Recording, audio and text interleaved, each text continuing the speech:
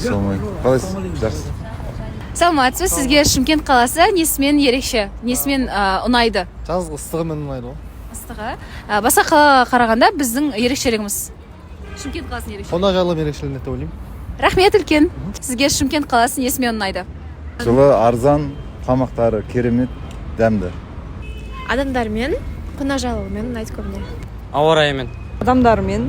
Біздің адамдар қонақжайлы. Добрый ғой біздің Шымкенттің адамдары. Шымкент қаласы адамдар өте керемет біріншіден. Екіншіден табиғи климаттық жағынан өте қолайлы. Жалпы адамдары жақсы ұнайды маған. Одан кейін керемет жақсы. Қала өте жақсы дамуда. Соңғы осы 10 жылдық, 15 жылдықтың көлемінде өте жақсы дамуда. Адамдар көптеген туристер келіп жатыр. Мына Түркістан облысынан Түркістанымыз ашылды. Киелі жер жалпы сол үшін. Рахмет үлкен. Жақсы болыңыз.